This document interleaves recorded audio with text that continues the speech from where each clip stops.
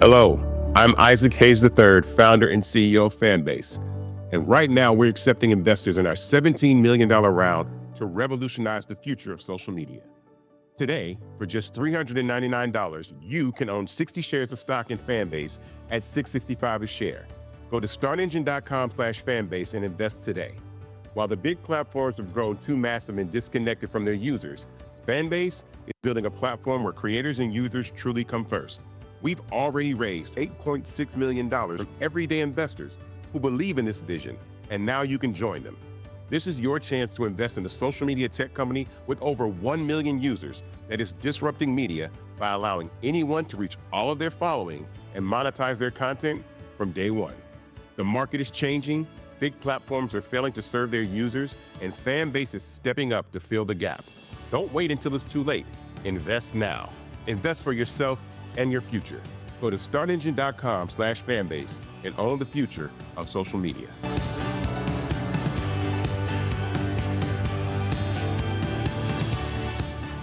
Folks, Black Star Network is here.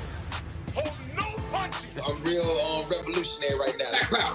Support this man, Black Media. He makes sure that our stories are told.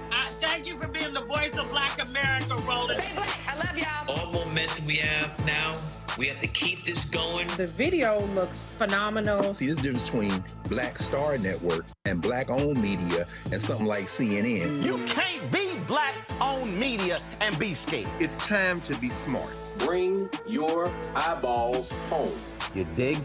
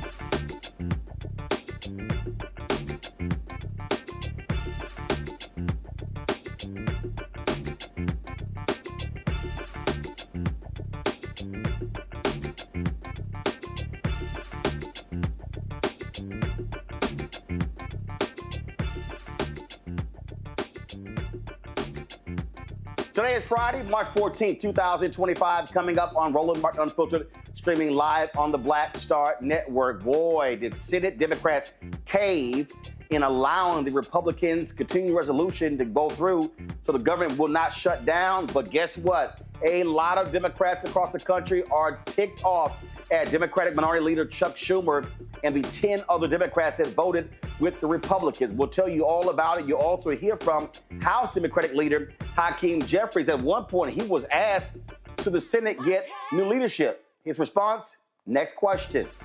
Yeah, thousands of people converged on the National Mall in D.C. today to protest actions taken by the MAGA Trump administration they claim are unconstitutional, including lots of alumni.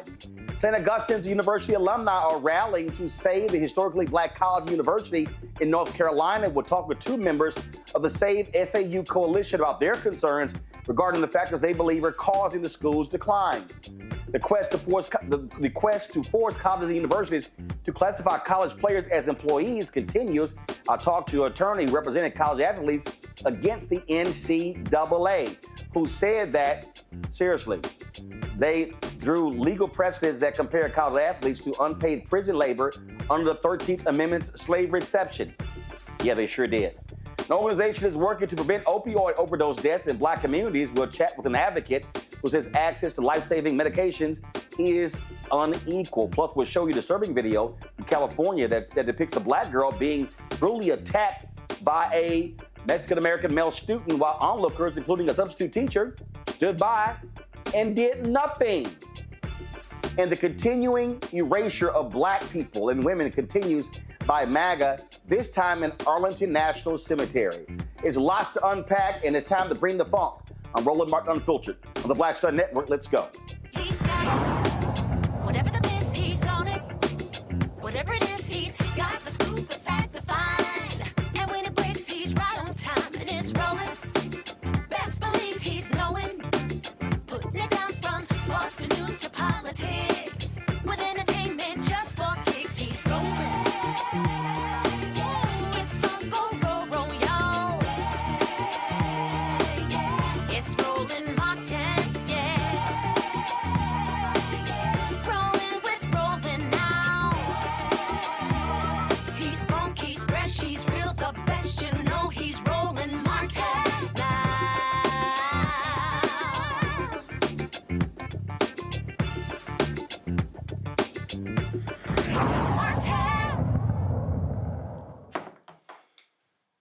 A federal judge in California has ruled that the thousands of probationary workers fired from federal agencies should be reinstated. Judge William Alsup granted a preliminary injunction in a lawsuit brought by the American Federation of Government Employees. This ruling, issued in the U.S. District Court for the Northern District of California, applies to the fired probationary employees at the Department of Defense, Veteran Affairs, Agriculture, Energy, Interior, and Treasury. Now, the White House, who is supposed to be following federal law, here's this idiot, the press secretary, Carolyn Levitt, where she told reporters when asked if the administration will comply with this court order. Listen. An update on it. Caroline, district court rulings about all the fired probationary workers use the same language here just now that was in the statement about fighting back against that ruling. Do you mean appealing or something else? And does the administration plan to comply with those orders in the meantime? Fighting back by appealing, fighting back by using the full weight of the White House counsel's office and our lawyers at the federal government who believe that this injunction is entirely unconstitutional. And it is, for anybody who has a basic understanding of the law. You cannot have a low-level district court judge filing an injunction to usurp the executive authority of the President of the United States. That is completely absurd. And as the executive of the executive branch, the President has the ability to fire or hire. And you have these lower-level judges who are trying to block this President's agenda. It's very clear. And as I just cited, I was appalled by the statistic when I saw it this morning. In 1 month, in February, there have been 15 injunctions of this administration in our agenda. In 3 years under the Biden administration, there were 14 injunctions. So it's very clear that there are judicial activists throughout our judicial branch who are trying to block this president's executive authority. We are going to fight back. And as anyone who saw President Trump and his legal team fighting back, they know how to do it. He was indicted nearly 200 times, and he's in the Oval Office now because all of the indictments, all of these injunctions have always been unconstitutional and unfair. They are led by partisan activists who are trying to usurp the will of this president, and we're not going to stand for it. Thanks, guys. So you're just going to ignore a federal judge? At least 30,000 probationary federal and government employees were dismissed as part of a government efficiency initiative led by the twice-impeached, criminally convicted felon-in-chief Donald Trump and his co-president Elon Musk. Their effort to slash federal workforce and government expenditures is running face-long into facts because they really haven't done it, but it shows you the level of ignorance that they are imposing. My guest this week, Matt Manning, civil rights attorney out of Corpus Christi, Derek Jackson, state representative out of Georgia, joining us from Atlanta, Michael Imhotep, host the African History Network show out of Detroit. Bottom line here, Derek, these folks, Doge, all the so-called savings, they're a joke. They're lying. They have to keep going back revising. They keep getting busted by people, exposing their lies as well. And so, I mean, but to listen to this fool, Carolyn Levitt, to act as if you could just ignore a federal judge, oh, one judge shouldn't do this. Well, I recall that there were numerous times where a federal judge made rulings during the Biden-Harris administration, and guess what? They appealed, but they never said, oh, the judge didn't have the constitutional authority to do so. You know, Roland, it's amazing that we're only 54 days in this administration, just 54 days. And the number of Man, it just gets so exhausting to say unconstitutional, unprecedented. These words are starting to be worn out in these 54 days. Here's the bottom line, Roland. We have a democracy. We have a system in place. In the judicial branch, they're doing their job. These are not low-level judges. These are individuals who are doing their job, and they're going to hold him accountable. I mean, just face it, the other day, where a federal court judge told him that he had to bring individuals back that he took over to Guantanamo Bay, Cuba, unlawfully. Taking citizens from one country to another country is illegal. And this is the same individual that decided to bring automobiles in front of the White House in the Rose Garden, which is also illegal. And so we're just going to have to continue to buckle down, fasten our seatbelts, hold them accountable, and shows like yours going to have to realize, can tell individuals where this president and Elon Musk and everyone else are breaking the law. And what he did today in the Department of Justice for 45 minutes, ranting and raving and going after lawyers, just uncalled for. We're going to get into that. Matt, these are thugs. These people do not care about the rule of law. They believe that they have all authority. And Donald Trump, he acts like there's no such thing as three branches of government. For him, it's only one branch, and other ones get to do what he says do. One of the first cases you learn in law school and constitutional law is a case called Marbury v. Madison. And that's the case that said the Supreme Court had the right, essentially the power, to look at the constitutionality of the laws. I don't know if it's ever been explicitly construed with executive orders, but the point is Article 3 judges have the right, as it's been, in our government since 1803, to review the constitutionality of the laws and presumably as well the executive order. So to act as though a judge who had to be nominated by the president and be confirmed by the Senate and go through the entire confirmation process as a, quote, low-level judge despite a lifetime appointment in the awesome power of the federal judiciary is just a matter of rhetoric over reality, because the reality is federal judges have a lot of power and it's an august position. So what it is that the Trump administration doesn't like the answers that it's getting from the courts. And the thing is, the court doesn't, quote, file an injunction. A court rules on an injunction. So that means that a litigant came in front of the court and said, look, we are likely to be harmed by this executive order. I'm not sure exactly who filed this, but presumably it was one of the unions or maybe individual federal workers who said we're likely to be harmed by this action. The court looked at that and determined that they were in fact likely to be harmed by that action and issued the injunction, ruling in their favor. But my understanding is that there was also some dicta or some commentary about how the court believed that the way they were doing this was not only unconstitutional and unlawful, but was dishonest, that they were framing it as, people who had never had bad performance reviews before were now being allegedly let go because of their performance. I think the judge saw that this was a subterfuge, and this is exactly how this is supposed to work with checks and balances. The judiciary is supposed to be able to look at the constitutionality of laws and actions. That's what they've done here, and I think we're all at risk of the entire house of cards falling, if you will, once the Trump administration starts to just out and out disregard what judges are doing in their rulings. And that's where I think we're heading. I mean, we're already seeing that. They're already kind of messaging in that regard. But once they start wholesale doing that, I don't really know what the institutional response is going to be, because right now judges are basically the last line of defense to stop a lot of this craziness that's coming out of the White House. Michael, we said what these thugs were going to do, and they're doing exactly what they also said they were going to do. They do not care about judicial rulings, except the ones that are in their favor. And a little bit later in the show, we're going to show some of this, that insane speech he gave at the Department of Justice. And what was even more shameful, for his attorney general standing right next to him, the same idiot who spends more time on Fox News than she actually does at the Department of Justice. Yeah, this has been a crazy week, Roland, from the trade war, from tariffs to the European Union striking back with their reciprocal tariffs, to the stock market dropping.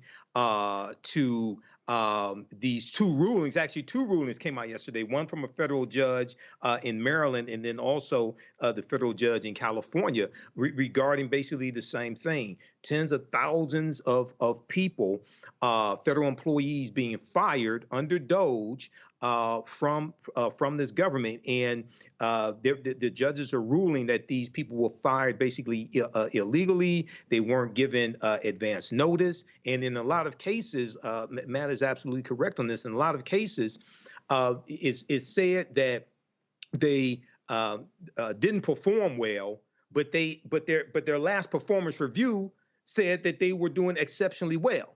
And then also Donald Trump this week, he talked about how employees at the Department of Education, how a lot of them don't show up to work, things of this nature. And he's just throwing this stuff out and providing no evidence. And then when we look at the corrections that DOGE has had to make, according to Reuters, according to their count, over 1,000 errors have had to be corrected by a DOGE. So if any of us on this panel made 1,000 errors at our job, we would have been fired months ago. Okay, this is just stupid. So yeah, it's going to get worse. This is what we warned people about. And the problem with Donald Trump, and I said this in the first administration, everything that Trump does, he tells you ahead of time he's going to do it. It's just people for some reason didn't believe him. He told you he was going to do all of this. So this continues, but this shows also the importance of judges, especially federal judges. Indeed, indeed. So, you know, these folks, they are thugs, pure and simple. Yes. They don't care about the law, and they just want to do whatever it is they want to do. So a little bit later, we're going to talk about several other things they're doing regarding U.S. Postal Service violating the law. We're going to talk about, of course, that crazy, demented speech that idiot gave today at the Department of Justice. So it's a lot to talk about right now, though I want to go talk about what's happening at St. Augustine's University in North Carolina. Last night, we told you about the university, which entered into a 90-day arbitration process after its appeal for accreditation was denied. The Save SAU coalition, formed in early 2024, is trying to figure out how to dismantle the school's board of trustees, whom they say is the real problem. Save SAU coalition chair Benjamin Johnson and Steve Williams, a national alumni trustee-elect for St. Augustine's University, joins me right now. Gentlemen, glad to have you here. I just don't, for the life of me, I don't understand how St. Augustine's continues to be having in trouble. I mean, we're now going on at least a decade. And real quick, how many presidents have y'all had in the last decade? In the last 10 years, Roland, we have only had one president. 6 have been interim or acting. Well, but that also counts. That's my whole point. So you've had 7 in 10 years. Yeah. You show me any institution, whether it's a Fortune 500 company, a HBCU, a PWI, a community college, or you show me just a regular, ordinary organization or a church. If you've had 7 leaders in 10 years, there's a problem with the people who are picking the leaders, and that's the Board of Trustees. Absolutely. Yes. Absolutely. Yeah. I think the common denominator, Roland, in that has always been the Board of Trustees. They're the only ones that haven't changed. And that's been the issue. And we've brought that up in court or in our court case, and we've basically said that several times. That's been the common denominator, has been the Board of Trustees. Exactly. So let me throw this out, because I asked this question last night. So let's put the trustees back up. So there are 14 board members, correct? In that picture, there's 14. We haven't had the customary number of 15 is what we're, by the state statute, is what we're supposed to have. There hasn't been 15 board members in the last 3.5 years. And in that picture also, Miss Bollinger, George Brooks, and another person is already gone from the actual board. So they've already resigned. Okay, so to your knowledge, do these board members bring in any money? Do they? Okay, is there a minimum? Is there a minimum? Is there a minimum amount that each board member should bring in? Yes. One of the things that we talked about last night was the structuring of the bylaws. And the bylaws in 2013 stated that board members had to give or get, raise or donate $5,000 per board member. That had been restructured. That's it? Come on, 5,000? That was it, and the bylaws were restructured from 156-page document to 26 pages, and in those 26 pages, the board members were only required to bring in $500.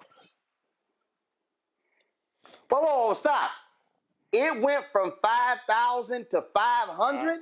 Yes. Yes. They took a 125-page document and rolled it into 25 pages. Their bylaws, our bylaws, used to be 125. What's it? 146? 156. Yes. Pages. 156 pages, and they basically reduced it to 25 pages to encapsulate themselves so they can be self-governing. That's what happened. Under that, they changed it. Okay, because so when Dr. Robertson was there, you had to bring in $100,000.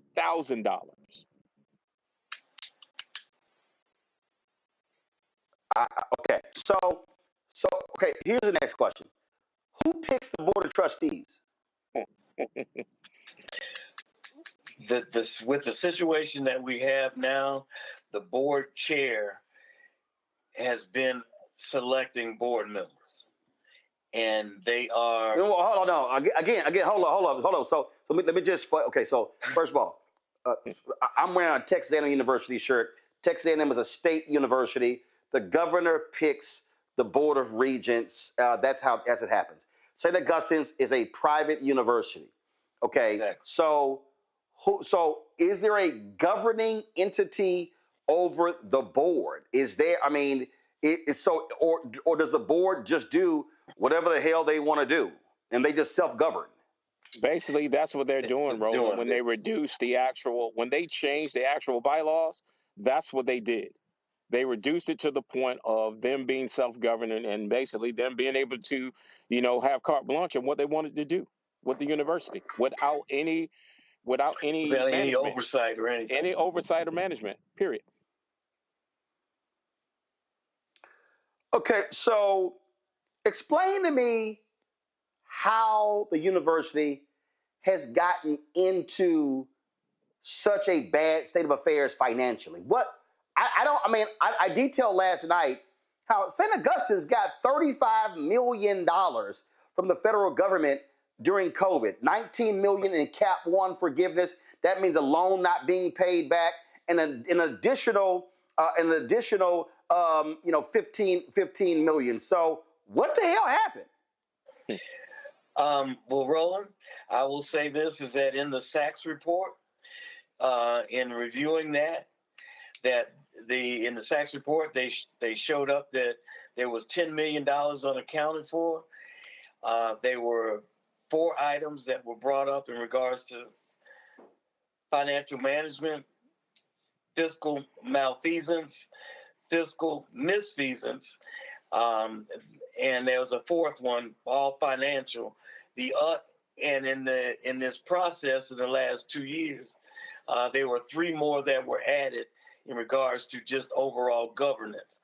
So, as you mentioned, that there was basically a total of almost $50 million that was brought into the school, and it is unaccounted for. Historically, there's always been. Hold on. What the hell does unaccounted for mean? Okay, that when there was an audit, they could not. They showed that money came in, but couldn't show where it was dispersed to. That came up in the 2021 audit with BDO, where they basically showed and laid out where over, I think they said above $10 million shipped out, and basically, and shipped out mean wire transfers, 5,000 in increments of 5,000, and the highest being 350,000 were shipped out, and that's public record. So there was no authorization done. There was no oversight. There was no checks and balances. And that's historically what has happened with St. Augustine's over the years. Exactly. There's never been any really true checks and balances, which is why we're in the situation where we are right now. To just put it out there. There's never been any really and true checks and balances, because in any business, it would have shut down completely by this time. Just not having the right things and the right protocols in place. Right things in place. Yeah. All right. So the Attorney General refused to sign off on this deal, this 99-year lease with this company out of Florida. You have folks who are, like they're trying to figure this $7 million loan, 24% interest charged to it. And what sort of set me off last night was this university statement that we need unity and positivity. And I'm like, no. Ain't gonna be no positivity until somebody can explain where in the hell the money went. And I think that, and what I said is, I said as leadership, you can't be asking the community and alumni and others to help to save the university if you don't have straightforward answers on what the hell has happened with the money that they got over the last 5 years. Exactly, Roland. And one of the things with that is that the Save SAU coalition, we have actually gone to find donors to help us financially and the next steps in this process. The majority of the donors that we have had relationships with want to give funds, but they will give it with stipulation. One of the stipulations is that the board needs to go. Some of them want the board, all of them want the board gone. Some want the track coach that was fired unceremoniously to be reinstated. There are a lot of things that the university has done that has been unscrupulous, and we have to show that behavior, those people that have done that are gone before anybody will come up and put a dollar in our basket. And I think the main thing, and Ben is right, the main thing that we're focusing on is why. If you're getting a loan for $7 million or $70 million, and you're putting up the entire campus and all the properties, so basically you're talking about $250 million in properties for a $70 million loan, which makes no sense. And if you take it even a step further, when they took the money from Gothic Ventures, they took first $7 million, then they took another $4 million in November. With that $4 million that you took in November, you did not get the school prepped and ready for the students to even return for the next semester. So what did you do with the money? There's no accountability. So that's what's been happening here. And the fact that they've encapsulated themselves behind the bylaws is what we've been fighting.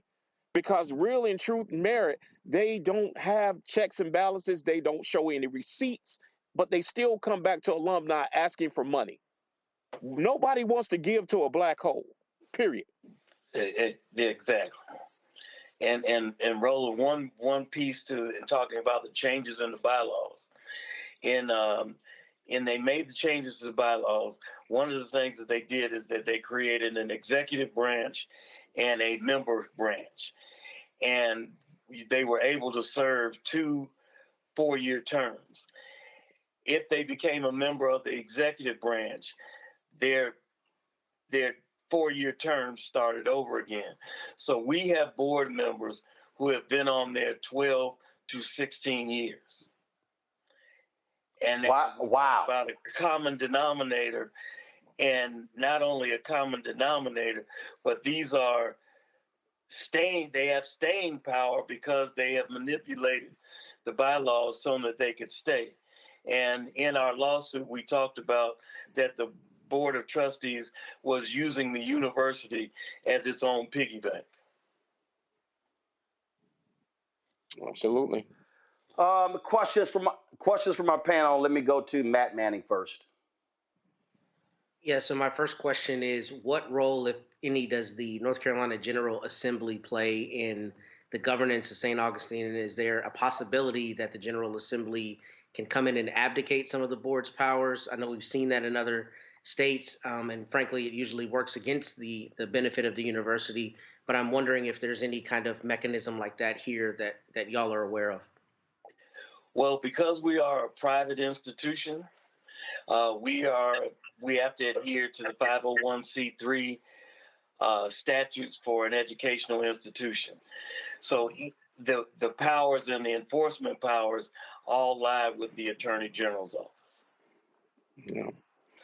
Now, we can put pressure on the legislator to have the Attorney General, as they would put pressure on the Attorney General to do something. So that's where we are in this process. And I think that was our whole reason for going to court, mainly because to show we knew there was a slight possibility on the technicality that we may not win that case, but the merit of our case was very strong.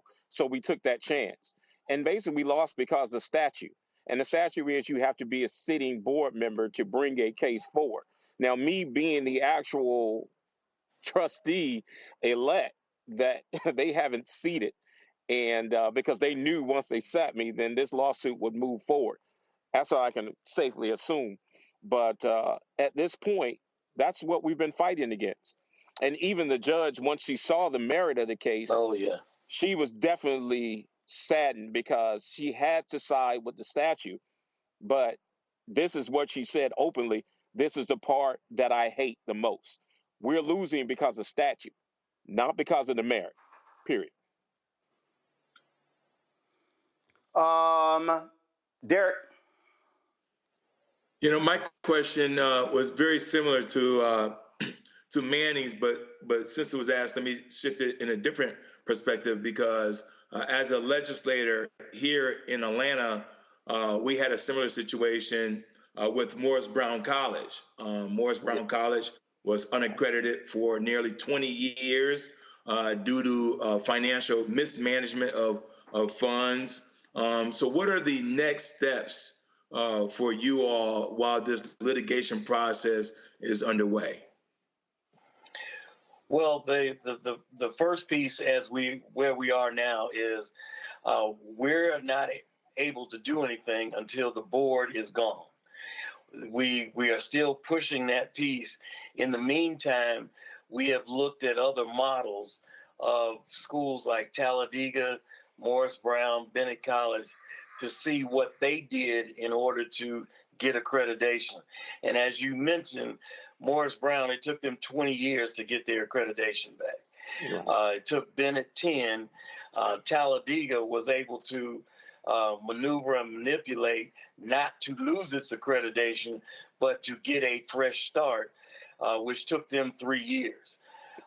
So we're looking at those types of things and putting plans and strategies together for when that board does leave, as we put some things in place.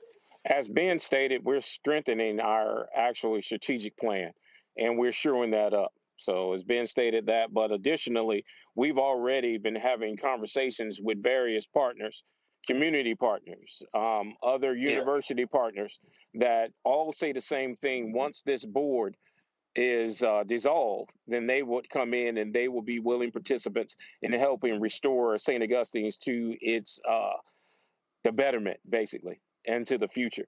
They know that St. Augustine's is needed in that corridor of Raleigh, and North Carolina as a whole is one of the oldest still left HBCUs in the nation. Definitely, we are fighting, and we're going to continue fighting. Michael? Hey, gentlemen. I had two quick questions, if I could. Number one, with this being this university being a 501c3, I know with generally speaking with 501c3s, they have to make their financials public. Usually, a lot of times, it's on their website for various organizations. Yeah. Does that apply also for educational institutions, for universities? Number one, and number two, how often are audits done? You may have said it, I may have missed it, but how often are audits done, and are those audits made Okay. public as well? Okay. Can I call you Michael? That's fine. Michael, this is really for me to answer this is very disappointing, but I'm going to hit you with the hard facts. One of the reasons that we lost accreditation is because there were no audits done. So they had to, in this process, were manufacturing audits after they were requested. And in losing the accreditation, we were not able to provide the correct number of audits. There's one supposed to be done every year, and as we were on probation, the audits were supposed to be done in a 5-year increments, and they were only able to actually produce 2 or 3, half, but not all of the 5-year audits for the last 5 years. And you mentioned about the information being public. Right. Yes, that is a requirement, and that requirement was not met by our board of trustees. Yes, they don't have minutes. They don't share minutes. They don't even have minutes. Yeah, they don't take minutes at their meetings. Right, they take minutes at their meetings. They don't regularly update the website when new board members have come. Basically, just put blank pages up and things of that nature. And it's just been a game of cloak and dagger with this board of trustees, just to be perfectly honest. Wow. All right. Thank you. Last question. Where are the students in all of this? We went down to Florida and we did a special show at Bethune-Cookman. Alumni and students invited us to do that. What are the students saying with all of this drama going on? Let me tell you something, Roland, and I got to take this one. Yeah. My organization, Falcons Unite, we've been 10 toes down and fighting this board of trustees for the last 15 years. One of the things that we always pride ourselves on is the connection with the students on that campus. And not only just when they matriculate, when they leave. When they leave, they go to other businesses, they look for jobs, they always come to us, right? We've created portals where we can tie them in.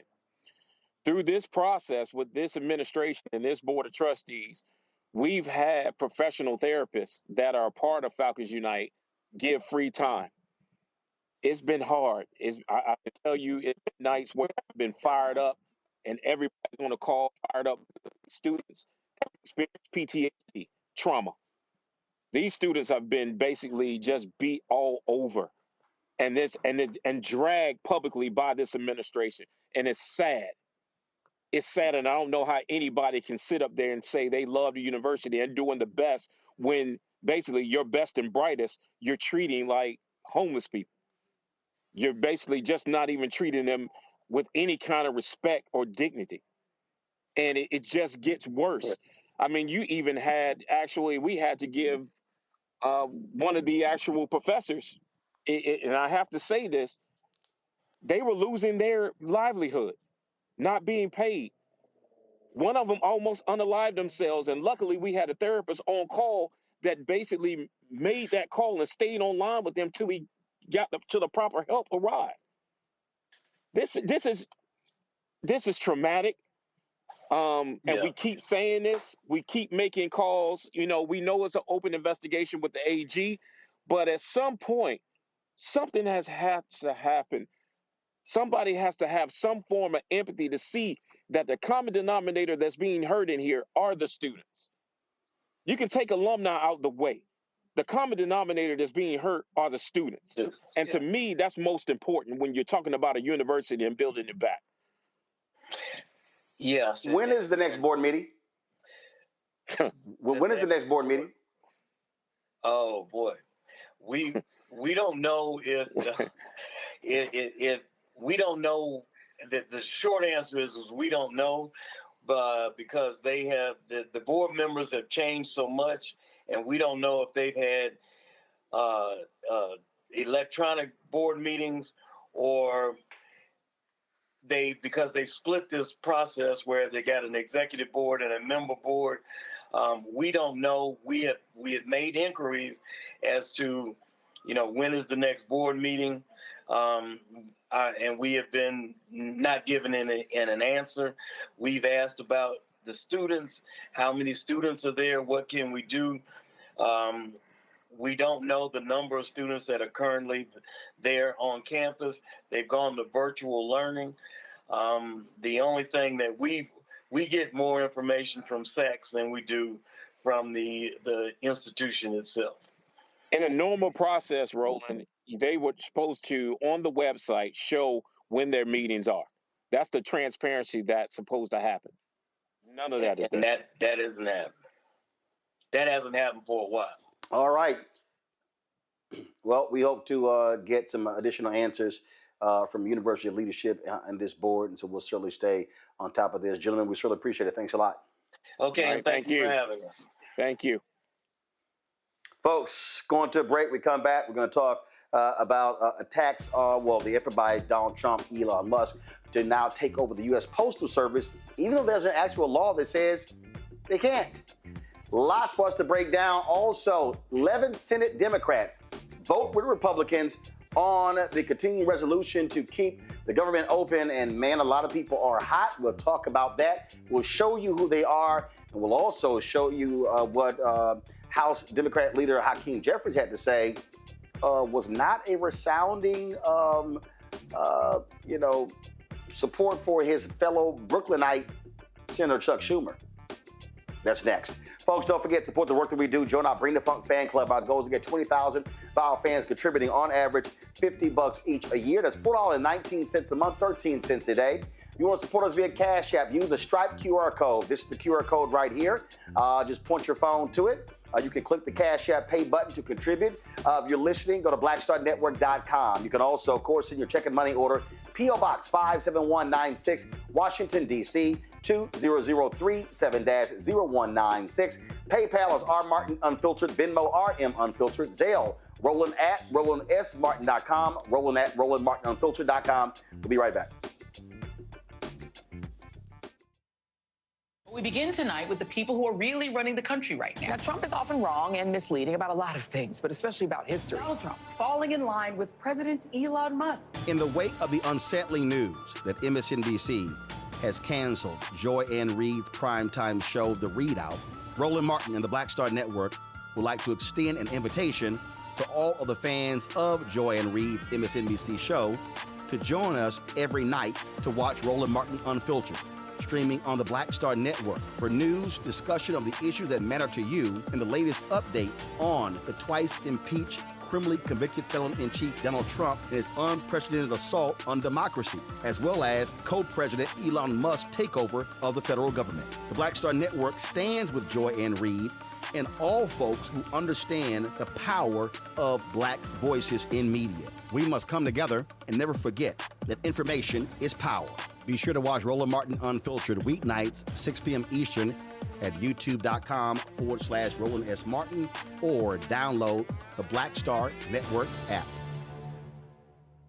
Hatred on the streets, a horrific scene, a white nationalist rally that descended into deadly violence. White people are losing their damn minds. As an angry pro-Trump mob storms the U.S. Capitol, we're about to see the rise of what I call white minority resistance.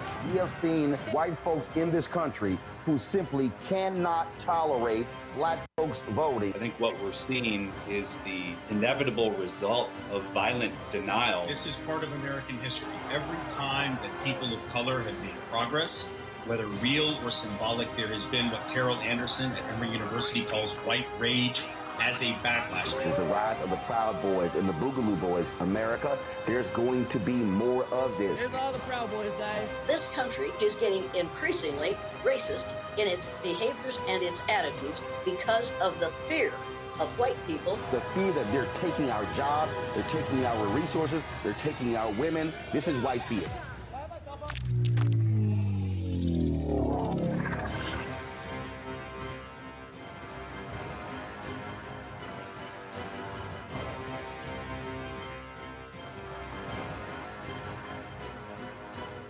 Hey, this is Motown recording artist Kim. You are watching Roland Martin Unfiltered.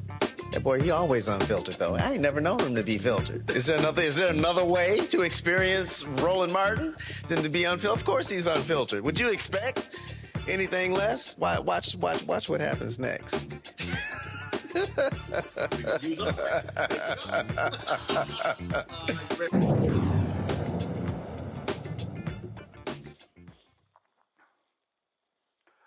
Folks, big changes may be coming to the U.S. Postal Service. Postmaster General Louis DeJoy just signed an agreement with Elon Musk's Department of Government Efficiency. Yeah, you heard that right, to help, quote, fix the Postal Service's finances. But let's be clear, this is not about fixing. It's about slashing and taking it over. Since DeJoy took over in 2020, 30,000 jobs have already been cut at the Postal Service, and another 10,000 layoffs are coming next month. Black workers make up nearly 30% of the Postal Service employees. And here's a bigger picture. There's talk of privatizing the USPS. That means fewer jobs, high prices for mail delivery, and less service in rural and low-income communities. Now, there's a federal law, Michael, that says that was passed to not privatize the Postal Service. A lot of people, a lot of progressives and Democrats are concerned because guess what? If Trump gets his hands on the Postal Service, that impacts ballots and things along those lines. And so this is something that Republicans have long sought after, but we are seeing that this war is going to be happening there too. Absolutely. And this is something that was floated during the first Trump administration. And as you have mentioned, the Republicans, conservatives have been talking about privatizing not just Social Security, but also the U.S. Postal Service as well, selling off parts of it. And this was something that came up during the first Trump administration when you deal with mail-in ballots. And now, if it's privatized, the delay in mail-in ballots being sent to certain areas, say maybe like, I don't know, Detroit, Atlanta, Philadelphia, something like that. So, yeah, this is, once again, devastating news. There are going to be lawsuits around this. But this is what we were warning African Americans about. And another thing, Roland, is that when you look at the attack on DEI, right, they're using that all across the federal government now to attack the Department of Education, to shut down various departments, to lay off people, et cetera. Now, in this specific instance, it's important for people to understand, African Americans have been working for the U.S. Postal Service going back to the 1840s. Not the 1940s, going back to the 1840s. And this was one of the, and then after slavery in the late 1800s, things like this, early 1900s, this is one of the first government jobs that we had. And there are 640,000 employees of the U.S. Postal Service, 29% are African American. So this is more devastating attacks that will gut the African American middle class. This is one of the ways that you got into the middle class, federal government jobs, especially the U.S. Postal Service. Again, for the folk, Derek, who can't do math, we're talking about more than 190,000 Black employees in the Postal Service. Not only that 190,000 Black employees' lives will change significantly if this is privatized. The other aspect, Roland, that we tend to take for granted is that a lot of Black entrepreneurs, businesses, use the United States Postal Service. And so now you have a government that's anti-DEI, and then you look at someone like Kelly Loeffler. No. Let's wait. No, hold on, Jared. Let's be real specific. You have a government that's anti-Black. Yes.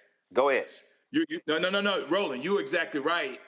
Because I just had a debate yesterday around the Department of Education, and I said they're removing the African American AP courses, but yet you're going to leave the German courses, the French courses, and all the other. But yeah, so you're exactly right. They are anti-Black. So I appreciate that correction. But the point, to your point, is that when you look at Black businesses that need to use the United States Postal Service, because the United States Postal Service will be able to move their goods and products, unlike at the expense of companies like FedEx and UPS, where they're going to charge them an exuberant amount of money. The United States Postal Service will give you a different kind of break. Even with us who are in the political arena, we use the United States Postal Service when we campaign. And so if you're going to privatize it, now they can determine what literature is processed through the Postal Service. And then there's one other point that we need to highlight, Roland, is medicine. You're starting to use a lot of senior citizens getting their medicine through the mail too. And so the mail system touched so many aspects of our lives that we just take for granted. And if they privatize it, the Black community will be severely negatively impacted. Folk got to recognize, Matt, this is no joke that's going on. Listen, for 3 years, we said Project 2025 was real. When Trump lied, I don't know anything about it, I don't even want to read it. We knew he was lying. But all these folks who are now crying, hashtag we tried to tell you. Yeah, I mean, they knew what it was, and somehow they thought they would be insulated from the brunt of it. And you see people crying all over social media because they're getting what they voted for. I will tell you, I think I'm a little bit at a disadvantage with the post office and the economics as it relates to it, because I understand that the postal office has operated at a loss for multiple years. It has been a profitability issue, and while I completely am sympathetic and hope that a lot of Black people, hundreds of thousands of Black people, don't lose their jobs, I am wondering what extent to which the economic woes play into what the appropriate thing to do is with the post office. And I'm not in any way advocating for privatization, but not understanding the economics enough. Well, but here's right. So great point. So no. I'm gonna let you continue with it, but I want to put a pin in that right there. Okay. What a lot of people don't realize is that the law was changed where the Postal Service was required to basically front load their pension. And so when you look at, and second of all, it's also a congressional mandate. So when you talk about the delivery of mail service in the country, you're talking about, and this is a part that a lot of people just can't accept. It's a lot of land in the United States. And so when you start talking about going out to rural areas, delivering just simple letters and things along those lines, that's a major issue. You got lots of senior citizens who get their medicine through the post office as well. So in many ways, the post office has operated as a public service, as a public utility. So you have folks who say, well, we need to run it like a business. But see, the problem with running it like a business is when you have a business, so let's just take an airline goes, well, this is an unprofitable route. So what then happens is there are a lot of mid-sized and small towns in the United States that have no air service whatsoever. They may have to drive 30, 60, 90, 100 miles to catch a flight at a major airport. Well, the post office was set up totally different. It was, we're going to deliver mail to these rural parts of the country. So the issue, a huge issue is that it requires a lot of people with the post office. And that's what's played into this economics piece when you start talking about the number of people who live in rural Georgia and rural Texas and rural Iowa and Illinois and Idaho and Montana and all these states where Congress has said, no, we're going to ensure that people are able to get the mail. Then you have the folks who say, well, things have changed. We're not electronic. But guess what? Rural areas, a lot of them don't have high-speed internet. So the folks who say let's modernize and let's cut a lot of these, manual expenses, it's an additional problem because if people are unable to get online, what do they rely on? The Postal Service. Now go ahead.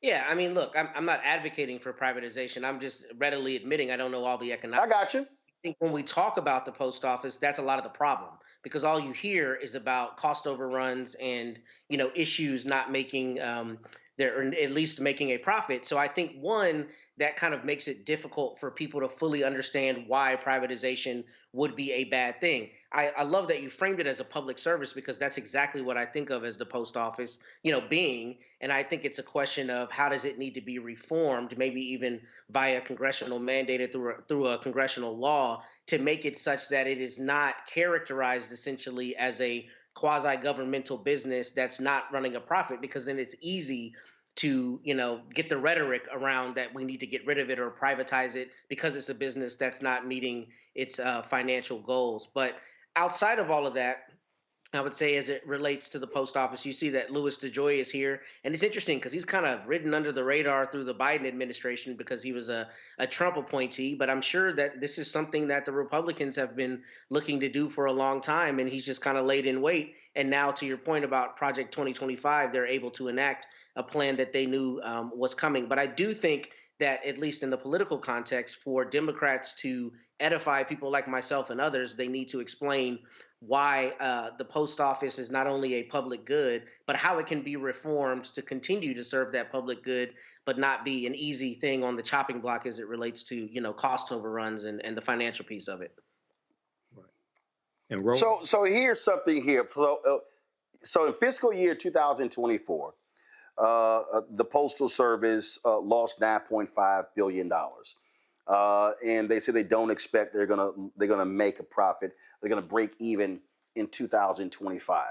Now, this is what the Postal Service said: 80% of the agency's losses come from fixed costs, which include pension contributions for its retirees and workers' compensation claims for employees injured on the job.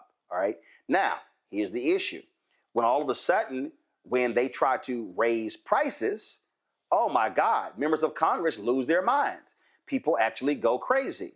So they don't have any plans to set higher prices in 2025, but they're looking at 2027. Now, here's one of the issues that, again, we talk about the post office has. One, you have competition between UPS, between FedEx. You got that. Also, the amount of mail that we used to get, guess what? That's dropping. What I mean by that is that when you look at the numbers, we don't get as much junk mail because things have also become digital. The last point is Congress mandates that every place in America be served by the post office. So that goes back to, again, those costs as well. Michael, real quick. Yeah, so what you just said, that last point, Congress mandates that everyone is served by the post office. That's the difference between a business and the federal government. The federal government has to serve everyone. And this is a debate that takes place a lot of times in business schools. Can we run the federal government like a business? No, you cannot, because the federal government, these different entities are put in place to provide a service. Well, as a business, the number one reason why you go into business is to make a profit. Can I ask one question? Yep. So go ahead. Yeah. So do you know, was the post office intending to front load those pensions and then amortize the cost, I guess, over X number of years and then be profitable outside of those pension costs after 7 years, 5 years, 10 years? And do you know anything to that end?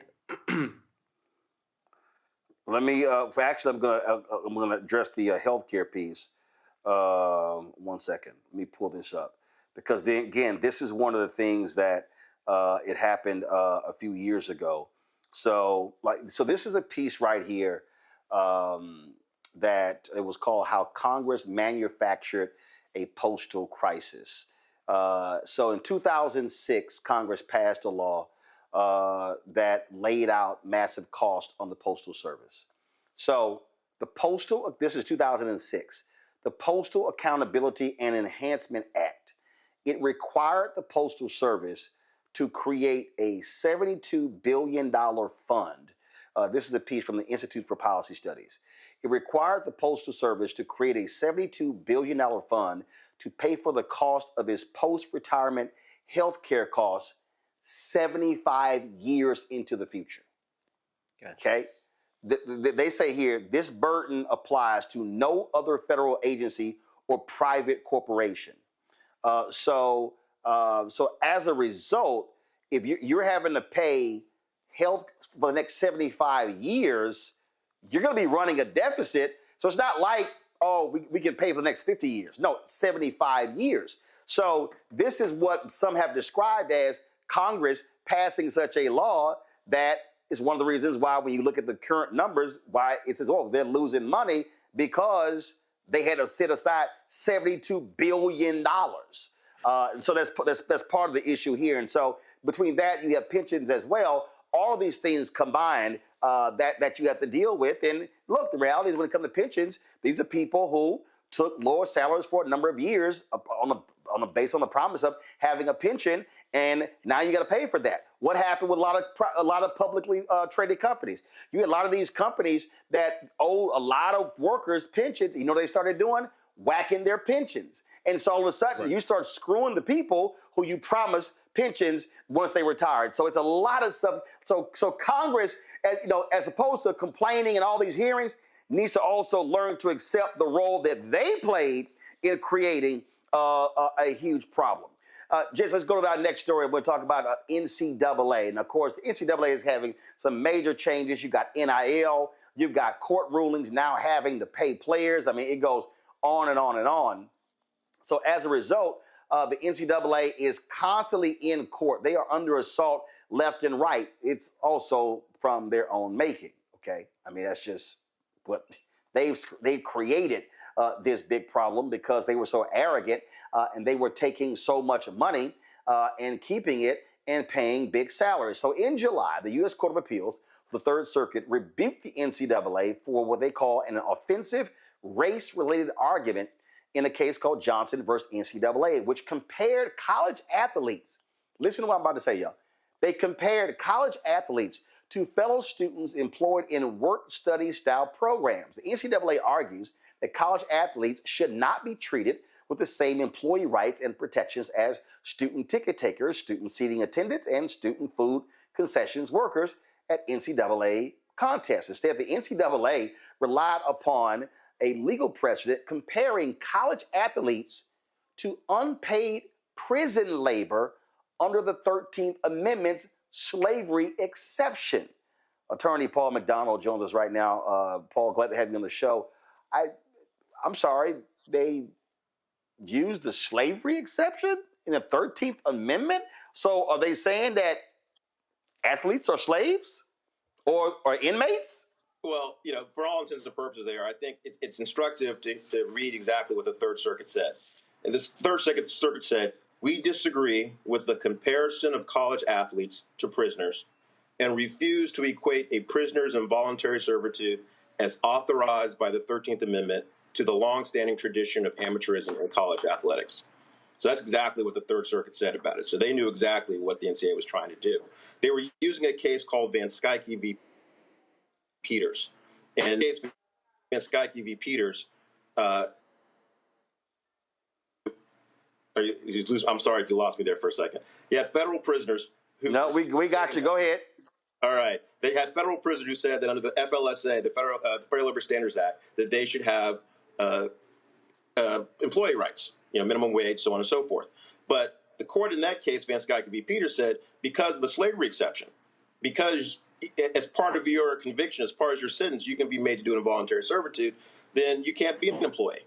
And the NCAA, for 10 years, has been using that case, Van Skyke v. Peters, to say that athletes should not have employee rights like the kids selling popcorn at their games. Well, first of all, for people who don't even realize, the phrase student athlete wasn't created out of, care for the student. That was actually created by an NCAA lawyer to protect them in a lawsuit. So they've always wanted to take advantage of the free labor of athletes and how everyone else gets paid except the athletes. So they've actually treated people as if they were, frankly, slaves under the 13th Amendment. Right. Student athlete was a term that came about to avoid having to deal with worker compensation. Back in the day, before you had some of the safety equipment that you now have, you had even more injuries and even more deaths than you have currently. And so there was an issue of workers' compensation that came up. And so the whole term was created to try to suggest that the athletes were something other than employees. But again, the thing that people have to remember, there are student employees. There have been student employees on college campuses for more than 50 years in work-study style programs. So whether you're talking about someone who's checking IDs in the library, someone who is washing dishes in the dining hall, selling you things at the bookstore, or again, selling you popcorn at the games, all student employees. And all that our case is called Johnson v. NCAA. All we're saying is that athletes deserve to have at least the same limited student employee status as those fellow students. That's it. And the NCAA's opposition, again, is they know better. But the only way they can try to get beyond having the legal test applied is to make this incredibly offensive argument, especially when you consider how many brothers and sisters are responsible for much of what happens in the largest revenue generating sports. Right, we're about to go into March Madness. A large number of the stars we're going to be watching during the tournament are brothers and sisters, and they have the audacity to make this argument comparing athletes to prison labor on the slavery exception. Again, that's not an allegation. That's what the Third Circuit said in its opinion in our case last year. Well, it's interesting you say that. I mean, look, I graduated from Texas A&M University, and I actually worked for 2 years for the Texas A&M athletic department in its video lab. I was paid. I was a student, and I was paid working that. So the football players and the basketball players, all the other athletes in the athletic department, they didn't get paid, but I actually got paid for the work that I did. I was a student. So I mean, those things actually happen. But also, people just also need to understand that, listen, the NCAA has been desperately, they've been ripping folks off. And this isn't just opinion. Who actually said that? The guy who used to run the NCAA. Walter Byers. Right. He wrote a book. He was the longest serving executive director, and he wrote a book laying out how the NCAA has been mistreating athletes since its inception.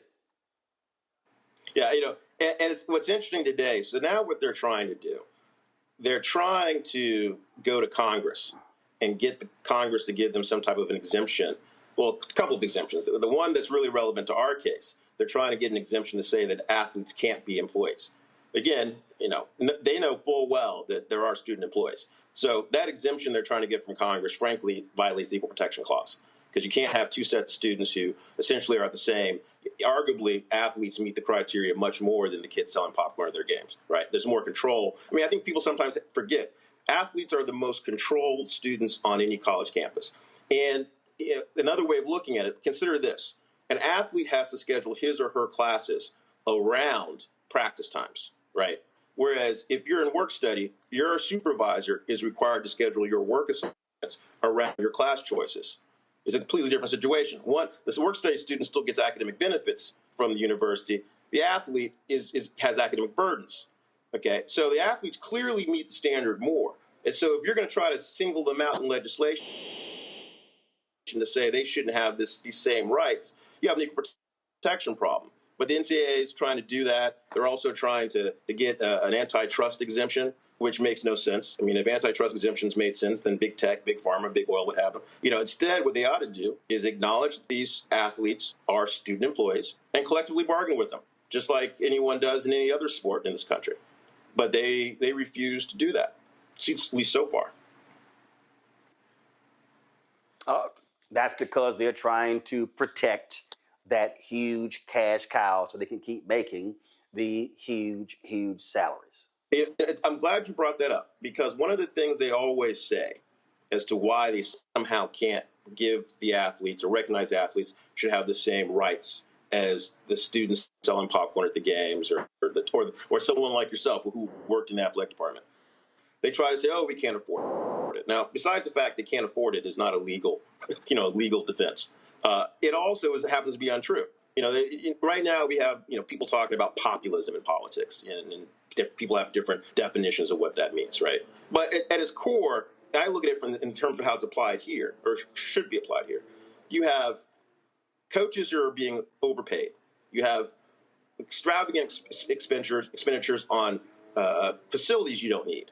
And then, of course, the NCAA Division I, by their own reporting in fiscal year 2022, made $17.5 billion, billion with a B, second only to the NFL, more than the NBA, more than the Major League Baseball.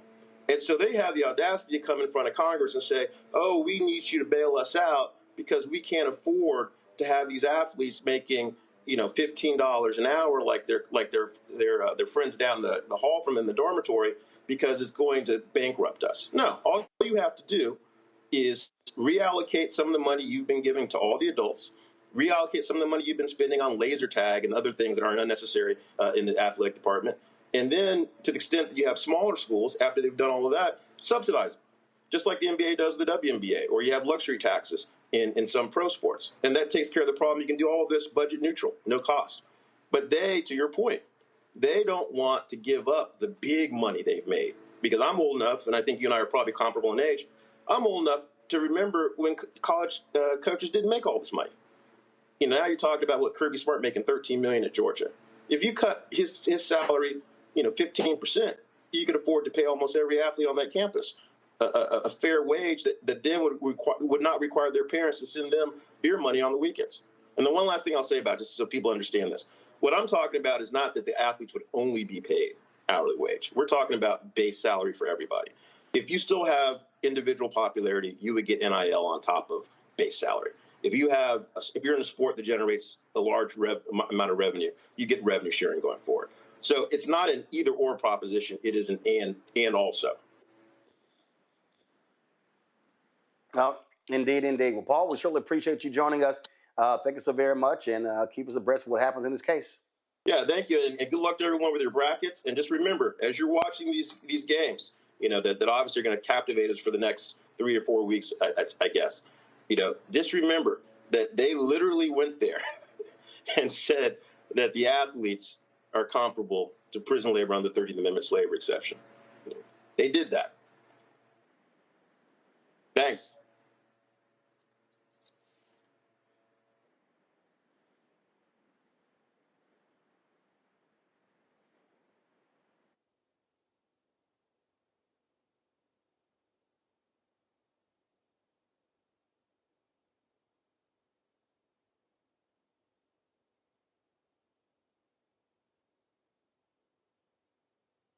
We begin tonight with the people who are really running the country right now. Now, Trump is often wrong and misleading about a lot of things, but especially about history. Donald Trump falling in line with President Elon Musk. In the wake of the unsettling news that MSNBC has canceled Joy Ann Reid's primetime show, The Readout, Roland Martin and the Black Star Network would like to extend an invitation to all of the fans of Joy Ann Reid's MSNBC show to join us every night to watch Roland Martin Unfiltered, streaming on the Black Star Network for news, discussion of the issues that matter to you, and the latest updates on the twice impeached, criminally convicted felon-in-chief Donald Trump and his unprecedented assault on democracy, as well as co-president Elon Musk's takeover of the federal government. The Black Star Network stands with Joy Ann Reid and all folks who understand the power of black voices in media. We must come together and never forget that information is power.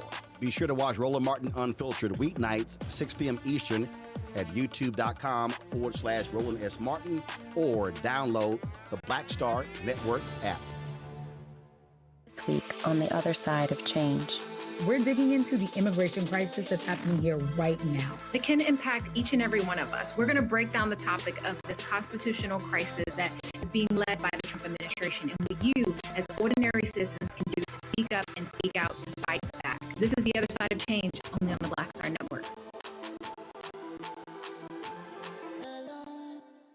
When you talk about blackness and what happens in black culture, covering these things that matter to us, speaking to our issues and concerns. This is a genuine people-powered movement. There's a lot of stuff that we're not getting. You get it, and you spread the word. We wish to plead our own cause. Too long have others spoken for us. We cannot tell our own story if we can't pay for it. This is about covering us. Invest in black-owned media. Your dollars matter. We don't have to keep asking them to cover our stuff. So please support us in what we do, folks. We want to hit 2,000 people, $50 this month, raise $100,000. We're behind 100,000, so we want to hit that. Y'all money makes this possible. Checks and money orders go to P.O. Box 57196, Washington, D.C. 20037-0196. PayPal is R Martin Unfiltered. Venmo is RM Unfiltered. Zelle is Roland at RolandSMartin.com.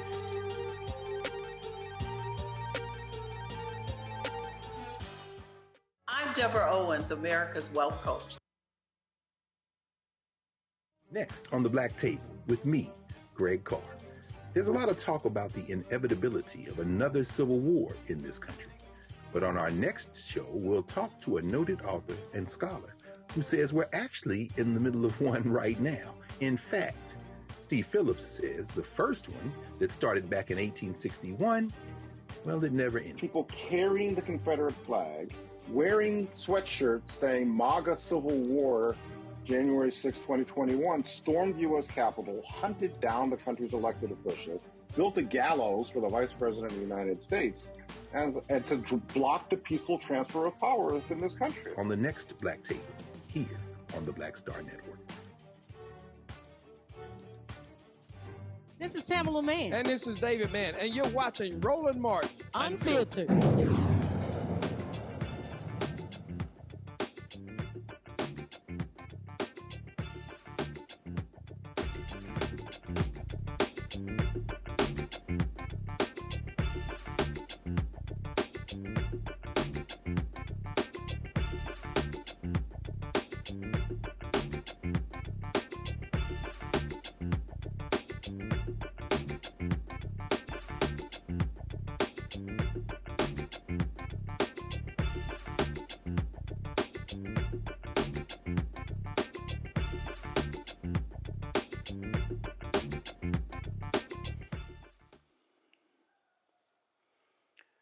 Folks, today in D.C., thousands of veterans took to the streets, marching in cities across the country and gathering at the National Mall to protest sweeping cuts to the federal workforce under Donald Trump and Elon Musk's Department of Government Efficiency. The demonstration, organized by Now March, is being called a National Strike Day in response to thousands of veterans being laid off from government jobs, including nearly 83,000 expected losses at the Department of Veteran Affairs. These cuts are affecting critical health care services, canceling cancer treatments, straining VA therapists, and even shutting down suicide prevention programs, leaving those who serve this country without the care they need. The march is deliberately set for March 14th, referencing Section 3 of the 14th Amendment, which bars insurrectionists from holding office. Now, today in the United States Senate, 11 Democrats joined Republicans in advancing the continuing resolution that would keep the government from shutting down. Senator Chuck Schumer, just 48 hours ago, claimed that, Democrats were not going to vote for the bill. Well, then they came for it. These are the Democrats who actually stood with Republicans in voting for this. This, of course, has angered Democrats all across the country, and people have been coming after Senator Chuck Schumer because he did not hold the line. House Democratic leader Hakeem Jeffries made it perfectly clear that House Democrats were not happy at all with what took place by Democrats in the Senate. Listen.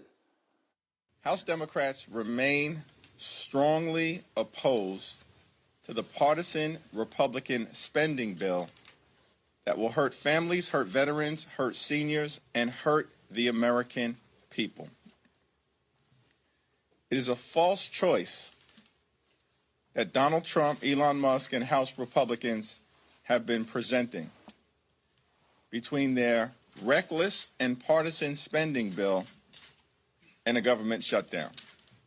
Why are we here right now in terms of the moment that is in front of us? It's because Donald Trump and House Republicans decided to walk away from the negotiating table when there were bipartisan conversations ongoing between House Democrats, House Republicans, Senate Democrats, and Senate Republicans in a manner consistent with the Bipartisan Fiscal Responsibility Act that was passed in May of 2023. Donald Trump ordered House Republicans to walk away from the negotiating table at the end of February. House Republicans then passed a partisan and reckless bill that cuts funding for health care, cuts funding for veterans, and cuts funding for nutritional assistance to children and families. It's an unacceptable, unconscionable, and un-American spending bill. That's why House Democrats remain strongly opposed. Donald Trump orders them to walk away from the negotiating table. Step one. Step two, House Republicans pass a partisan and reckless spending bill. And then step three, House Republicans get out of town. Where are they at right now? House Democrats are here. We're ready to pass a 4-week spending bill that keeps the government open and will allow the House and the Senate to negotiate an actual agreement that meets the needs of the American people. But we do not support a bill that is designed to hurt the American people that Donald Trump and far-right extremist Republicans are trying to jam down the throats of everyday Americans. Folks, it has been quite contentious again with what's been happening with this decision by these Democrats to vote for the bill. A lot of people are actually calling for Democrats to replace Chuck Schumer as the Senate Minority Leader. Schumer and other Democrats say they were not going to allow the government to shut down. They said it could be a lot easier for Trump and Musk to cherry pick what federal employees to bring back. But there are others like Senator Cory Booker who said point blank that this is giving more power to Trump and Elon Musk. Even had Senator Raphael Warnock said he wouldn't be surprised if there's a new Senate leader for the Democrats in 2026 or 2028. Mike, I want to start with you. Again, a lot of people are ticked off. They are hot. They're upset at Chuck Schumer, saying that he caved. He didn't fight. He gave up. And then, of course, one of your home state senators, Gary Peters, who is not even running for re-election, he voted for this as well. Yeah, Gary Peters should not have voted for it. Chuck Schumer definitely caved because on Wednesday, he said he was arguing strongly against the bill, strongly against cloture, strongly against stop and debate. And he was proposing the 30-day continuing resolution, okay, the 30-day bill, so they can continue to negotiate. It's important. So this is wrong on so many levels. Number one, House Minority Leader Hakeem Jeffries is absolutely correct.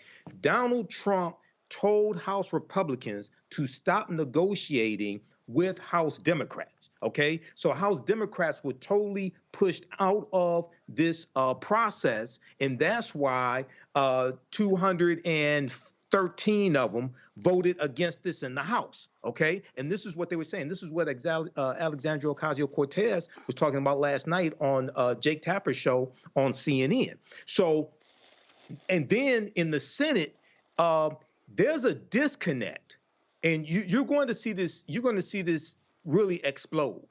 There's a disconnect in the thought process of many Democratic senators as opposed to those in the House. Now, I understand the rules are different, but last night on The Last Word on MSNBC, Senator Jeff Merkley from Oregon and Senator Tina Smith from Minnesota were on. And Senator Jeff Merkley was saying the only leverage that they really have is leverage in the Senate, not the House. And it's the 60-vote threshold, the filibuster. He said if you give that up, then just giving more power to a tyrant, I'm paraphrasing, giving more power to a bully does not help you. They're going to keep punking you. They're going to keep mistreating you. And this is exactly what's taking place. So I think they need new leadership. Senate Minority Leader Schumer needs to be out. And also CNN reported that you have some Democrats that are privately saying that Alexandria Ocasio-Cortez should primary Senator Chuck Schumer as well in 2026. I think she should as well. He's not built for this. He's not built for this fight here. This is a weak punk ass move. This is bitch assness. This is what this is. What do you make of what you're seeing in D.C., Derek? You know, I've been disturbed, Roland, since the 10 Democrats voted to censor Brother Al Green. I've been disgusted with some of the Democrats up in Washington, D.C. In fact, those of us here in Georgia started making phone calls and saying it out loud with our full chest that we need them to stand up. We cannot cede the tools of leverage that are available because when you do that, and listen, Roland, I mean, I've seen it on your show, case by case, when you look at who Donald Trump is, we don't need no other evidence, no more empirical data to say that he's going to do exactly what you anticipate for him to do. And so if Chuck Schumer said, well, if we allow for the government to collapse, they're going to blame the Democrats. They're going to do that anyway, Roland. And so what we got to do is come up with a new playbook. We got to, since Republicans are not showing up in their town hall meetings, then we as Democrats need to show up in their town hall meetings. And we need to explain to those Republican voters and say, that's what y'all voted for, first off. But number two, this is what we're going to do. And we don't need you to get amnesia come next year, because the bottom line is everybody's going to be negatively impacted. This guy is going after Social Security.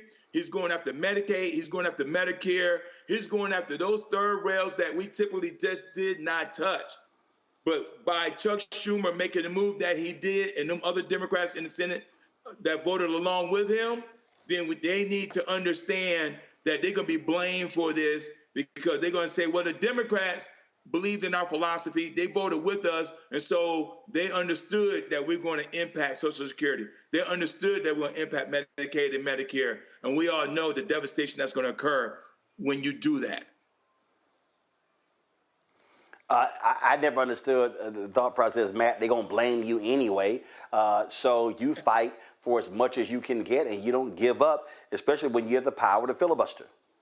That's right. Exactly. Yeah, you stand 10 toes down. I think Michael said it beautifully. I don't need to repeat it. We know what this is. This is fear, and this is people being bitch made, for lack of a better term. But what I don't understand as well is if you're thinking to the midterms, and if you're thinking right now that a lot of Democrats are really frustrated and feel like the Democrats just look weak, why would you take another opportunity to show how weak you are when you can push it? And you cannot cede the control, as Derek just said. I don't understand, or cede the leverage.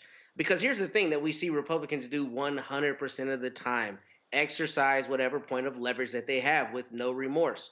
Why you would not do that here, I don't understand. Mm-hmm. Folks, let me tell you how crazy these Trump people are. More than 50 universities are currently being investigated for alleged racial discrimination as part of their initiative to eliminate diversity, equity, and inclusion programs. They really are anti-black. The Education Department announced these new investigations on Friday, about a month after issuing a memo warning schools and colleges across the country that they could lose federal funding due to race-based preferences in admissions, scholarships, or other aspects of student life. Education Secretary Linda McMahon stated that students should be evaluated based on their merit and accomplishments, not by their skin color. Quote, we will not yield on this commitment. Most of the new inquiries are centered on colleges' partnerships with the PhD Project, a nonprofit organization that assists students from underrepresented groups in obtaining degrees. I don't see why that's a big deal, but this is what you have from these idiots. Speaking of money for colleges and universities, many schools have announced layoffs and hiring freezes because of these dumbasses, their threats to cut federal contracts and research grants. Thursday, Johns Hopkins University said it has eliminated more than 2,200 workers because they lost about $800 million in federal funding. Some employees are in Baltimore, but most work in 44 other countries to support the university's Bloomberg School of Public Health, its medical school, and an affiliated nonprofit organization. Last month, Trump and his fellow idiots announced deep cuts to the National Institutes of Health grants for research institutions. This shift could reduce the money going to some universities by more than $100 million, actually by more than several billion dollars. Some schools already have shelved projects because of the cuts, which have been delayed temporarily by a court challenge. Now, let's go back to, I keep telling y'all how anti-black these people are. They literally are doing some shameful, despicable things at Arlington Cemetery. Okay, let me say this again.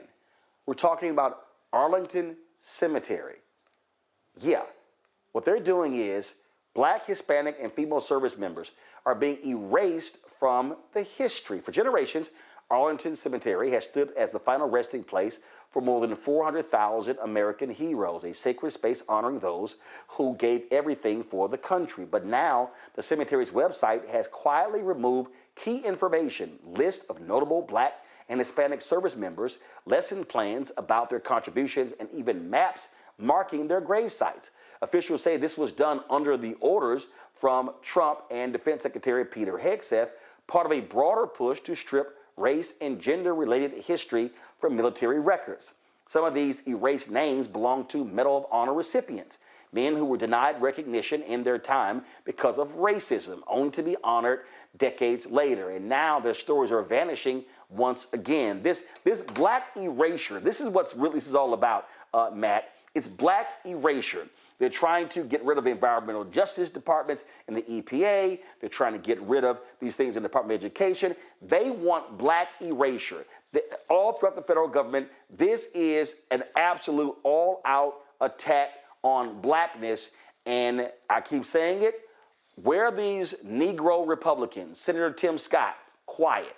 Congressman Byron Donalds, Congressman Wesley Hunt, Congressman Burgess Owens. They're all real quiet. Yeah, and they kissed every part of that orange butt and don't have any positions in the administration. So, clearly that didn't work out for them on the personal level, which is all that governs most of those people's actions. But you're exactly right. This is about black erasure. And what this is about black erasure coded as a meritocracy argument. Because you notice Linda McMahon didn't say a single word about legacy admissions, right? They didn't say a single word about that. It's about anything that looks like a black person is getting a leg up that some white person is not getting. We're seeing that everywhere.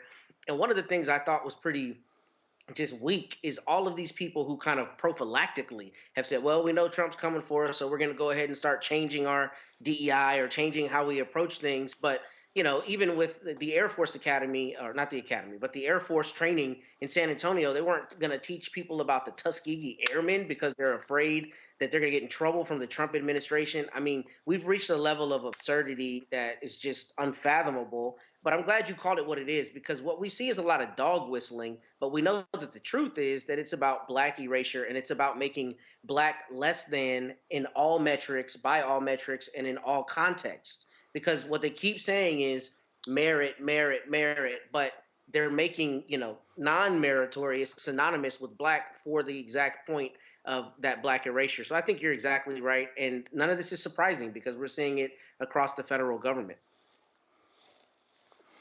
That is all anti-black, Derek, pure and simple. And that's what they keep attacking. and they don't want folk to know history. This is what they want. This is what they desire, and it's real clear. And it's real clear, but it's also sad to a level of degree. This hits me personally, Roland. As you know, I'm a retired naval officer, and my first wife that served as well for 27 years is buried in Arlington. She gave her life for 27 years. Okay, and so when you think about this erasure, you can't delete the contribution in the history of Black Americans, right? But this other sad part to this has precipitated down to the state levels. We have a bill right now that we're fighting in Georgia where it says, get this, Roland, it says remove slavery, lynching, all that stuff from the curriculum from K through 12. But then there's this and. It says and contributions. So now you don't even want the mentions of Madam C.J. Walker contributions, Ida B. Wells contribution, Thurgood Marshall contributions.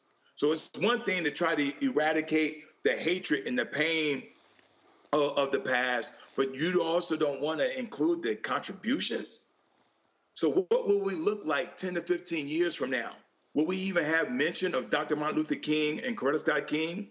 Or will we even have mention of the Tuskegee Airmen in the curriculum? And so that's the reason why we got to reject this and we got to fight back, because the future is not only counting on us, Roland, but we also got to deal with this in the present, because as much whitewashing they want to do, they can't, because that which is cemented is our history, because Black history is America's history.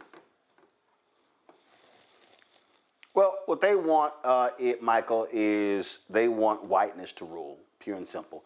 That's what it boils down to. There's no other way to explain this. Yeah, it's white nationalism, white Christian nationalism. This is all laid out in Project 2025. When you read Project 2025, you don't have to read all 922 pages. Just read one chapter. The attack on diversity, equity, and inclusion is all throughout Project 2025, DEI. And for all you dumbasses out there, they keep saying Black people only got 4% of the DEI jobs. You have no fucking clue about what's taking place.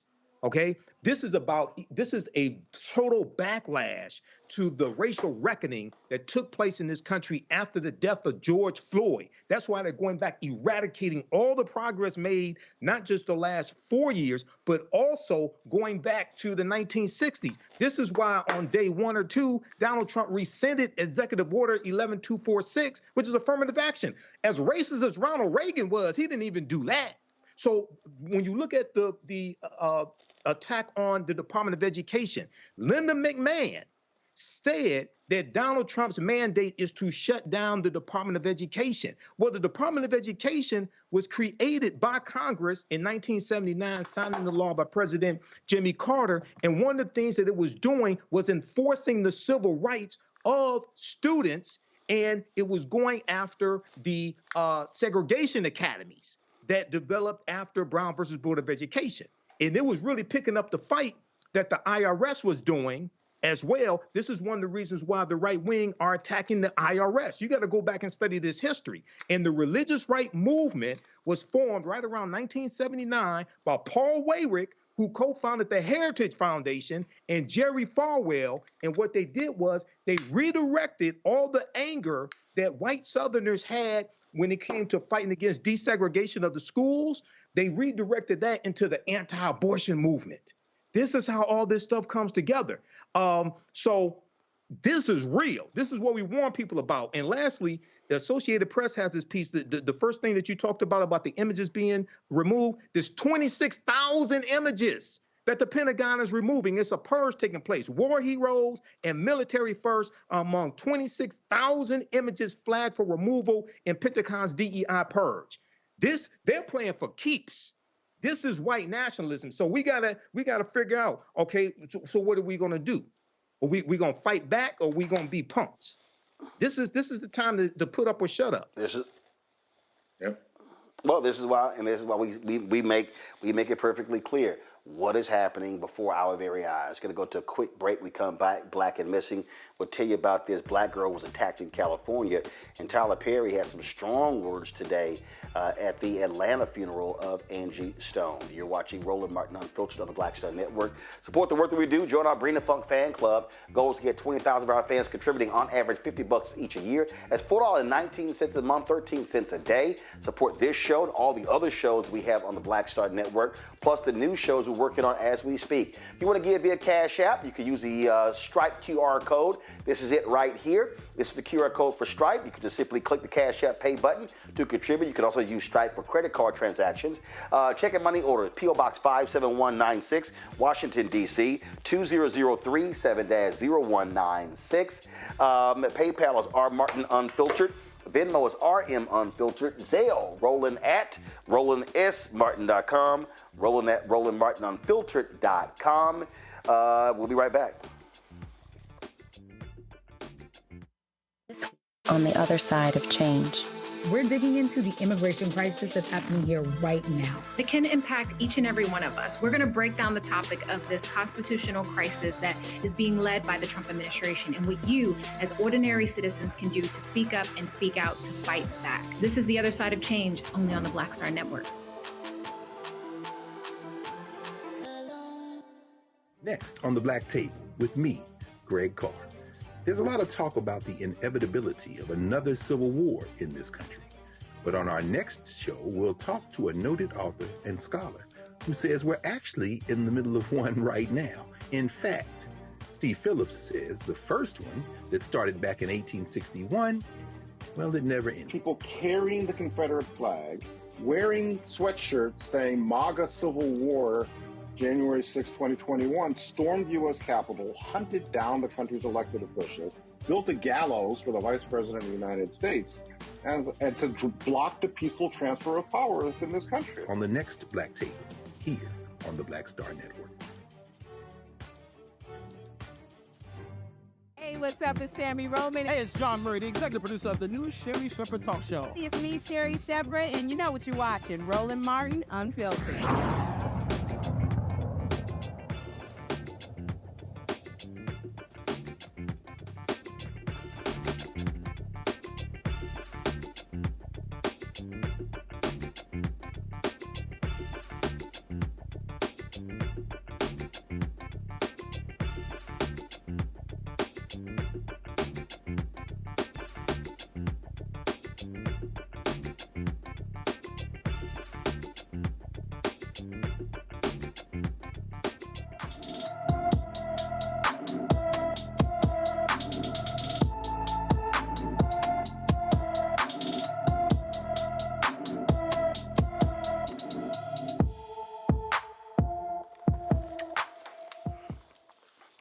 Nyla Silv has been missing from New Orleans since February 8th, when the 15-year-old was last seen. Her black hair was dyed blonde. She has brown eyes with her ears and nose pierced.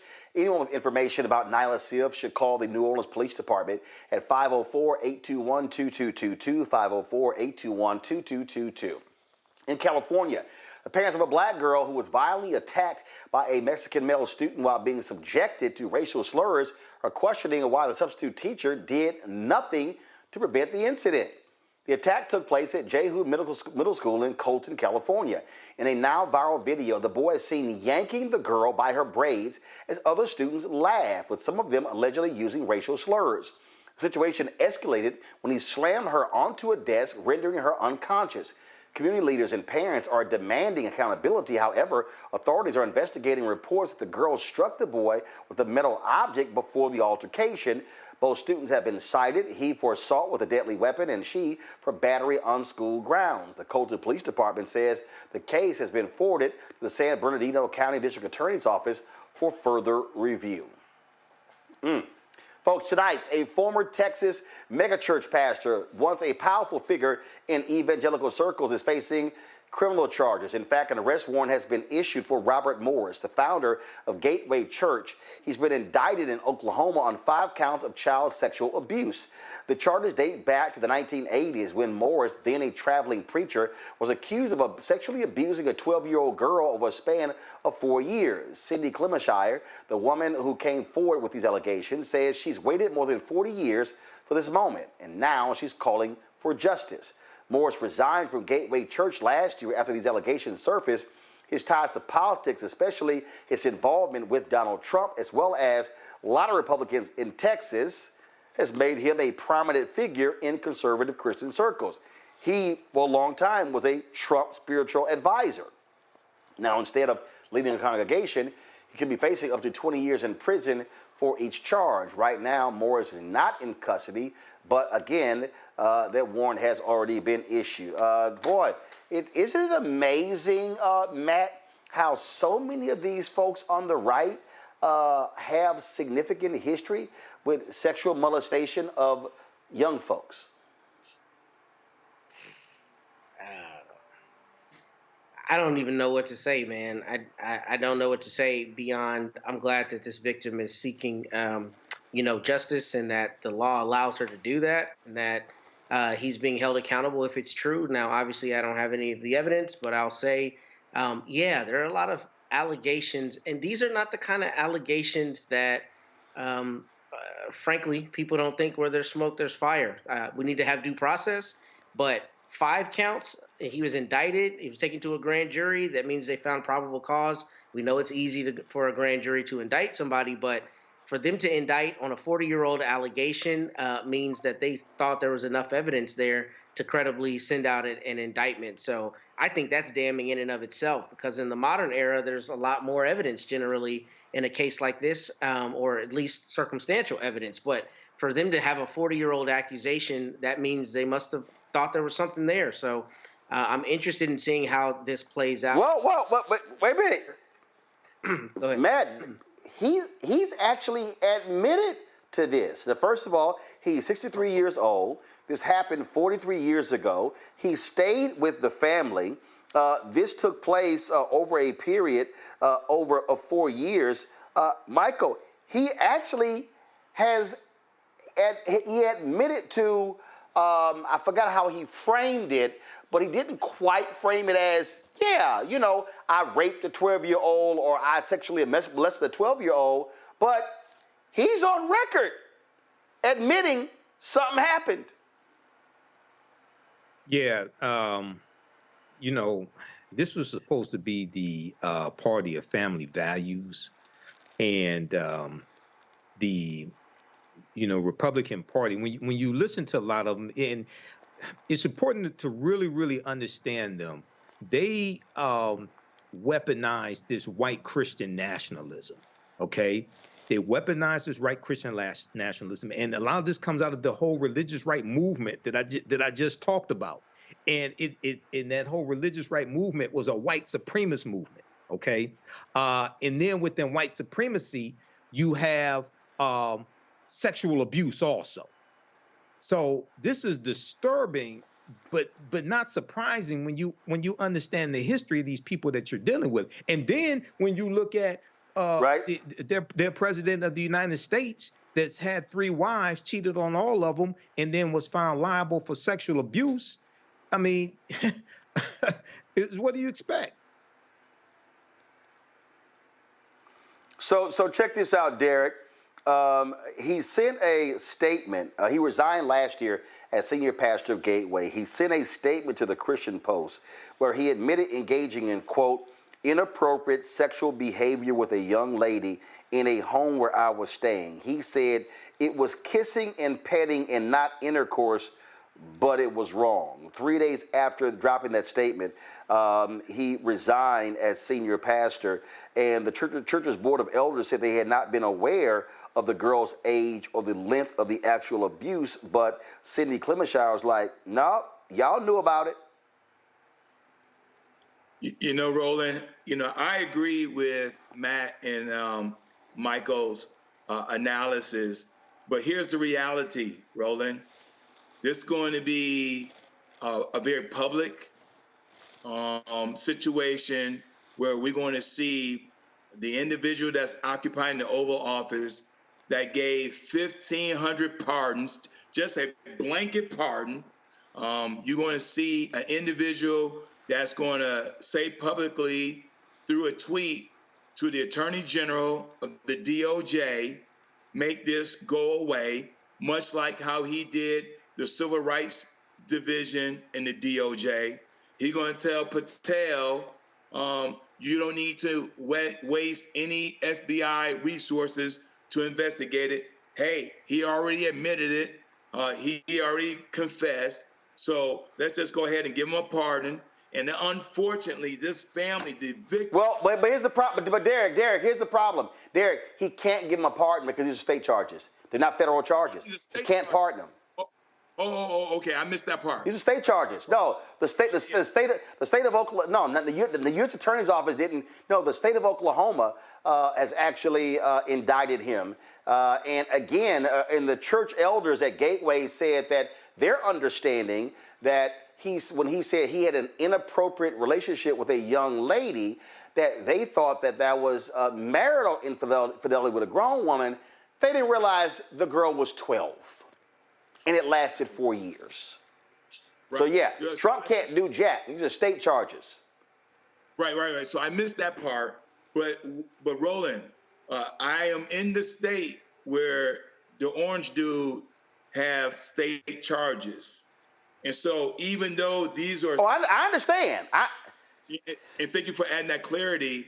I just... That's the sad part here, that the victim should see justice. Even though this was 20 years ago, they should still see justice. But I just do not have faith and confidence in the outcome, where it should be this guy goes to jail for the crime he committed 20 years ago. Well, I say throw his MAGA punk ass under the jail. Folks, our last story, just 3 months into 2025, the U.S. has already surpassed last year's total measles cases. In Texaco, New Mexico, Oklahoma, they're at the center of this outbreak with nearly 300 confirmed cases, and experts say that number is much likely to go higher. Let's be real, many of us grew up knowing measles as something from the past, a disease our parents or grandparents dealt with. In 2000, the U.S. officially declared measles eliminated. But here we are in 2025 because all these dumbass anti-vaxxers don't want to get their kids vaccinated. Measles is highly contagious, spreading through the air when someone coughs, sneezes, or even just breathes. While the vaccine has been keeping it in check for decades, gaps in coverage are allowing it to resurface again because of these anti-vaxxers. We've already seen 2 unvaccinated people die from measles this year, one in Texas and another case under investigation in Washington State. This is all, again, because of these idiot anti-vaxxers. They have been they've been attacking vaccines when it comes to autism, when it comes to COVID, and now we're seeing measles roar back. And it doesn't help when you got a dumbass like Robert Kennedy Jr. who doesn't believe in vaccines, and Secretary of Health and Human Services, Derek. You know, Roland, I watched this interview live, and RFK Jr. said, well, why don't you just eat some French fries? And so it's just appalling that someone is responding that's the head of HHS says, eat some French fries. But I went to the CDC website, Roland, and it says the resurgence of measles in the United States is a public health crisis that requires swift and coordinated action. Vaccination is our most effective tool in preventing the spread of this highly contagious disease. Unfortunately, Roland, CDC cannot send information out to the public. It's incredulous that we are dealing with an administration, and we're dealing with a crisis that now we're going to have a self-inflicted pandemic, epidemic, how you want to see this. And that's the sad part. We must launch a comprehensive vaccination plan to deal with this measles situation, because we all know, Roland, that measles kill, and especially kills children. Matt?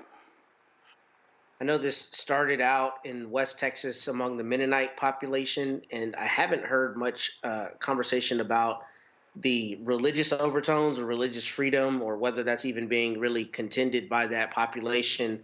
But it's really just abhorrent that in the modern era, with modern science, with the understanding of the benefits of vaccinations on the whole, that there's such a large swath of people in that community, I guess outside Lubbock, who have elected not to be, vaccinated. And frankly, especially in a state the size of Texas, I know within a week of me hearing about it out in Lubbock, it had made it to my hometown, Austin, which is 7 hours down the road. I mean, it's a vast distance, and it jumps quickly. So it's a sad thing that we're seeing, and I do not trust RFK's leadership with HHS and what he's going to do. But God willing, this finds a quick end. But it's a sad thing, especially as people are beginning to die with something that we know is completely preventable and had been at negligible levels for decades. Michael. This reminds me of Trump's mishandling of the coronavirus in his first administration, and a lot of the anti-vaccine people, the propaganda, things of this nature that took place in. If you can get Malcolm Nance on the show, Roland, because Malcolm some years ago talked about how a lot of the anti-vaccine information is coming from other countries that are adversaries of the U.S. And it's a tool to weaken you from the inside also. Okay, so now you have RFK Jr., who we know has a history of being against vaccines. You have him as director of HHS. You have the Center for Disease Control. They fired hundreds of people, then they had to hire them back. And then there's a restriction on them putting out public health information as well. All of that weakens America. Okay, so we're going to have to rely upon our state health officials and also African-American doctors to protect us as much as we can from this nonsense out here. All right. Gentlemen, I certainly appreciate it. Thank you so very much for joining us on today's show. Michael, real quick, you're speaking on the panel. Go ahead. What is it about? Yeah, 93rd Midwestern Regional Convention for Alpha Phi Alpha Fraternity. We're doing a panel discussion. Racism is a public health crisis panel session. This is Thursday, March 20th, 2025, 5 p.m. here in Detroit at the Renaissance Center, Detroit Marriott at the Renaissance Center, Ambassador Ballroom, free and open to the public. People come on out, especially Sigmas and Zetas. Shout out to Chad King of A5A who invited me to be on this panel. And this information, I put this on my website, AfricanHistoryNetwork.com. So come on out and support. They really want to get this information out to the public. All right. We appreciate it. Thanks a lot. Again, thanks, Derek. Thanks, Matt, as well. All right, folks, don't forget to support the work that we do. Join our Bring the Funk fan club. If you want to give via Cash App, use the QR code from Stripe. This is it right here. You see it on your screen. So please take advantage of that. Click the Cash App Pay button to contribute. You can also use Stripe to pay using credit card. Check-in money order, P.O. Box 57196, Washington, D.C., 20037-0196. PayPal, R. Martin Unfiltered. Venmo, RM Unfiltered. Zelle, Roland at RolandSMartin.com, Roland at RolandMartinUnfiltered.com. Be sure to download the Black Star Network app, Apple phone, Android phone, Apple TV, Android TV, Roku, Amazon Fire TV, Xbox One, Samsung Smart TV. Be sure to get your swag, your Roland Martin Unfiltered Black Star Network swag. Get our merchandise, our shirts, hashtag we tried to tell you, FAFO 2025. Also, don't blame me, I voted for the black woman. You can get that, of course, at rolandmartin.creator-spring.com. The QR code is there as well, or go to blackstarnetwork.com. Be sure to get a copy of my book, White Fear, How the Browning of America is Making White Folks Lose Their Minds, available at bookstores nationwide. You have the audio version that I read on Audible. We can download that as well. Of course, you can also, want you to, get Fanbase. Download the app Fanbase, and if you want to invest, $10.4 million has been been raised as part of the 17 million goal. You can go to startengine.com/fanbase, startengine.com/fanbase if you want to invest. Folks, that's it. We always end the show running the names of our nearly 35,000 contributors. We appreciate every single one of them for contributing to this show, for making it a success.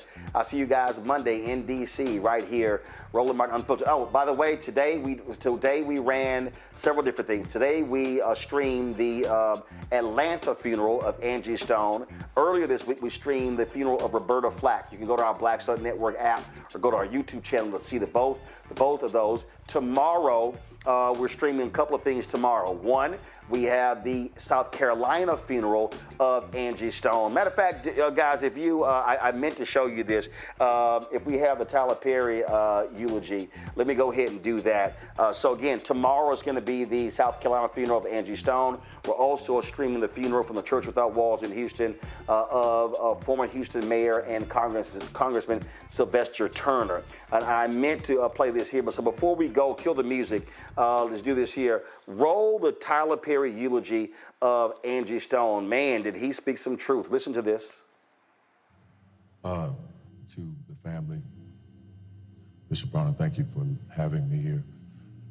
Thank you for allowing us to do this, to put her to rest in fashion of the queen that she was.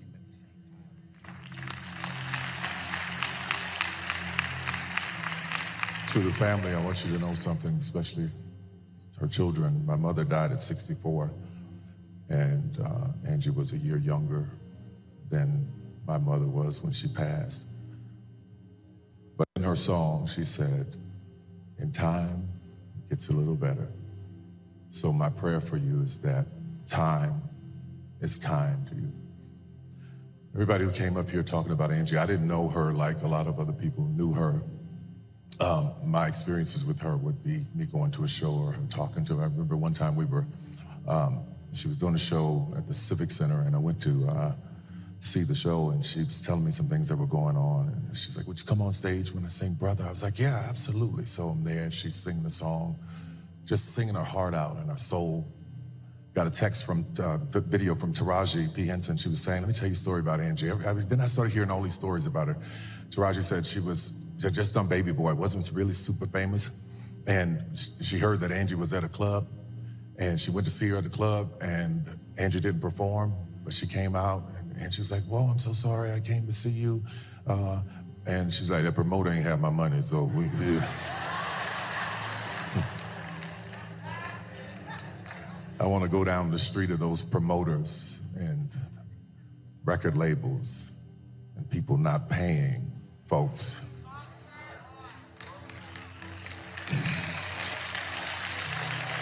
But anyway, Taraji said she took her in the corner and she sung a song for her in that club. That's the heart of a person.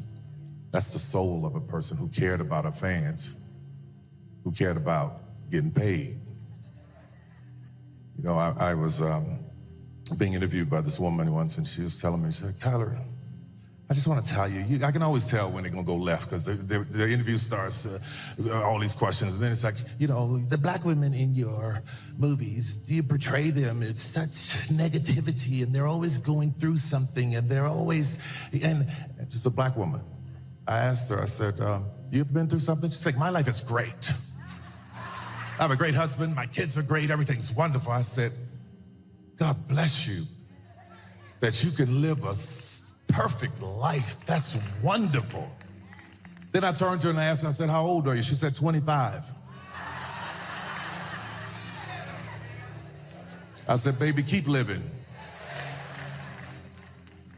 But I look at these young folks who are living these lives and they think that it's supposed to be the way that it is on Instagram. And they're forgetting about the people who have paved the way for them to be in that situation.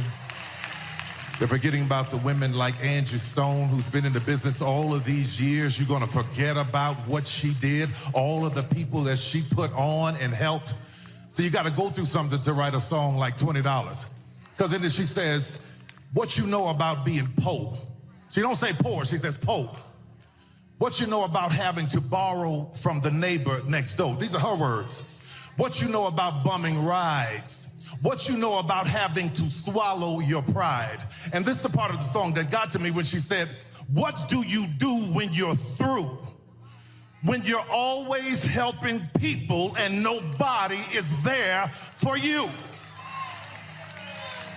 Y'all gotta forgive me because I'm angry at the way she was treated. I did not know all the things that she was going through. Recently, I found out because I'm not on Instagram. I'm not being hooked and manipulated by an algorithm telling me what to think and how to feel. So I don't see everything. But to think that this woman was in the business for all of these years, and there's a difference between performing because you want to and performing because you have to. All of those years, all of those songs, all of that money that was owed to her, where is it? It's wrong. It is wrong. And I'm tired of seeing us struggle and go through things and work hard and not reap the benefits of what we were supposed to reap. But you got to be careful when you start mistreating people, especially children of God, because the Bible says, touch not my anointed and do my prophet no harm. And I'm going to tell you something. This woman was a prophet. She prophesied and preached her own eulogy. What am I talking about? In her song, No More Rain in This Cloud, she says, my sunshine has come. And I'm all cried out. There's no more rain in this cloud. And many of you may not know this, but I'm a pilot. And when you are a pilot, the first thing you study is the weather. And I learned about clouds. And what a cloud is particles, air and particles. And when the rain gets in that cloud and the particles get too heavy, it becomes to rain. It drops to the ground. It falls. It is just like our souls. We hold so much in. We hold so much pain. We hold so much that it has to come out of our eyes as tears. But the beauty of what she was talking about is when a cloud has no more tears, it dissipates. It's gone. But if you listen to that song again, there's a part that I want you to really, really listen to. She said, what goes around comes around. What goes up must come down. The things you do come back to you. And then she said, y'all believe that? She was preaching, y'all. I can take you to the word where in Galatians it says, be not deceived. God is not mocked. That a man soweth, he shall also reap. This woman sold good things to people. She sold kindness to people. She sold joy to people. She sold love and her voice to people.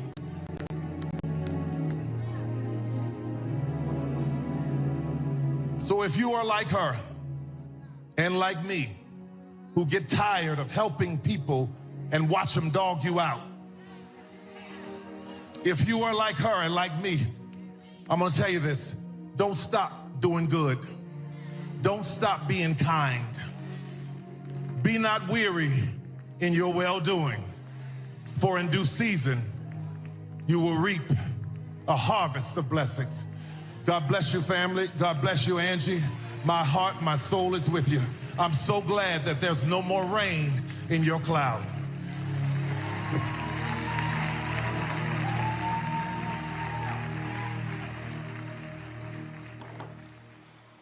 Again, folks, if you missed the Atlanta funeral service of Angie Stone, just simply go to our YouTube channel, youtube.com/Roland S. Martin, and go to our Black Star Network app. You can see it there. She's going to be eulogized tomorrow in South Carolina, her home state. We will carry that live as well. In addition, as I said, the funeral of former Houston Mayor, my alpha brother, former Congressman Sylvester Turner, will be tomorrow. The Church Without Walls in Houston will be live streaming that as well. And if you missed the funeral earlier this week, the memorial service for Roberta Flack, you can go to our YouTube channel as well as our app. See, folks, this is the stuff that we do. Nobody else, no other black-owned media is doing what we're doing, this type of stuff with this show, the additional shows, streaming these services, the news conferences and events that we carry. All of those things are critically important. So again, your support is always appreciated for all of that. Again, QR code for Cash App. Use the Stripe QR code. It's right here. Go to blackstarnetwork.com. If you don't have it, you can go there as well. Send your check and money order at P.O. Box 57196, Washington, D.C.